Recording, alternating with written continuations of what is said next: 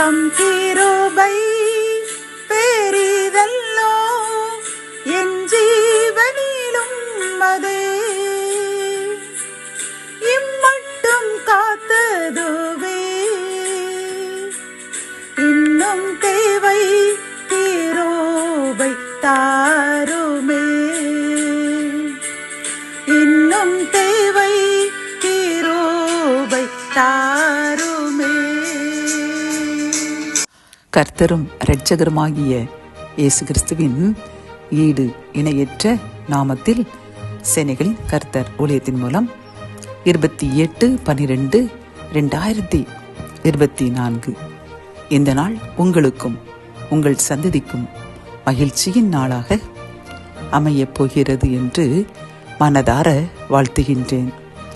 இன்று நாம் அறியவிருக்கும் கிருபையின் வார்த்தைகள் சங்கீதம் 140:13.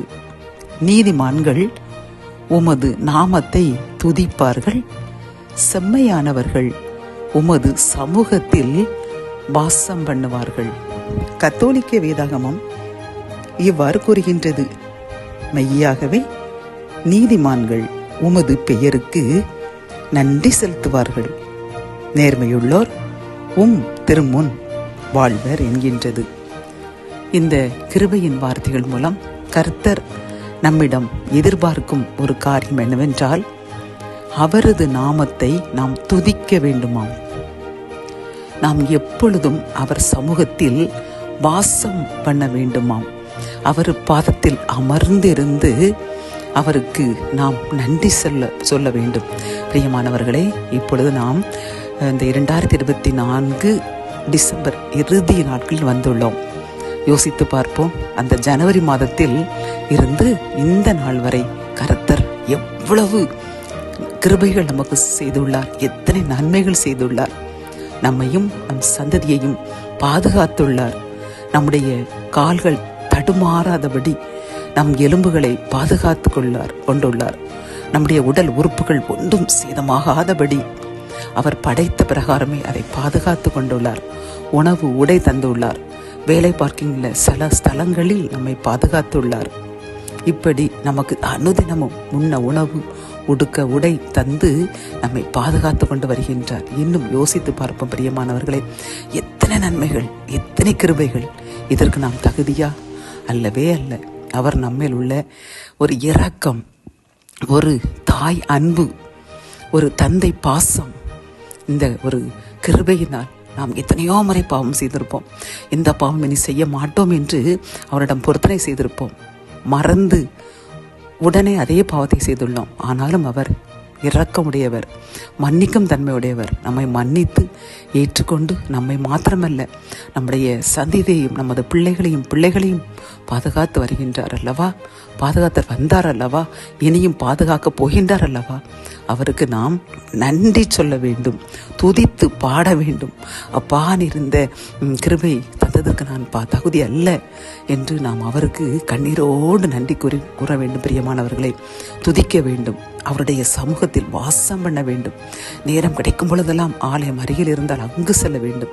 இல்லை என்றால் நமது வீட்டில் ஒரு இடத்தை நாம் தேர்ந்தெடுத்து அதில் அமர்ந்திருந்து முழங்கால் படியிட்டு கர்த்தருக்கு நன்றி கூறுவோம். இந்த மாதம் இறுதியில் நாம் அதற்குள்ளாக நீதிமானாக மாற்றப்பட வேண்டும் என்று கர்த்தர் விரும்புகின்றார். நம்மை நீதிமானாக மாற்ற வேண்டும் என்பது அவருடைய கடமை.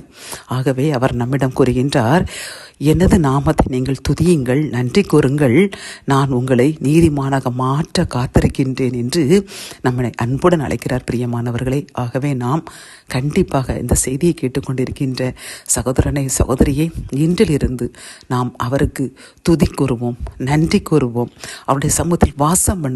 அவர் நம்மை இந்த வருட இறுதிக்குள்ளாக புதிய வருடம் 2025 காண போகின்ற அந்த கிருபைக்காக அந்த வருடத்தில் நம்மை நிச்சயமாக முழுமையாக நீதிமானாக மாற்றி நம்மையும் நம் சந்ததியும் ஆசீர்வதிக்க காத்து கொண்டிருக்கின்றார். ஆகவே துதிப்போம், நன்றி கூறுவோம், அவர் பாதத்திலேயே அமர்ந்திருப்போம்.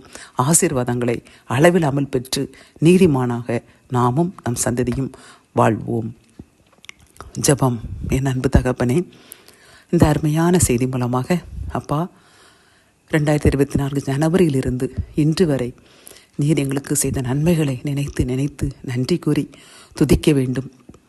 சமூகத்தில் வாசம் பண்ண வேண்டும்.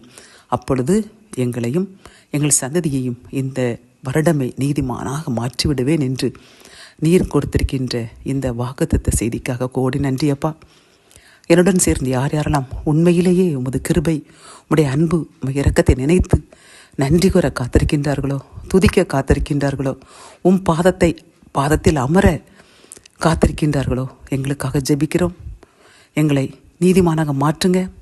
2025 ஆண்டு எங்களுக்கும் எங்கள் சந்ததிக்கும் ஆசீர்வாதமான வருடமாக மாற்றுங்க. முற்றிலும் நீதிமானாக எங்களை பொறுப்படுத்திக் கொள்ளுங்க. மீட்பர் இயேசுவின் மூலம் ஜெபம் கேளும் நல்ல தகப்பனே, ஆமேன்.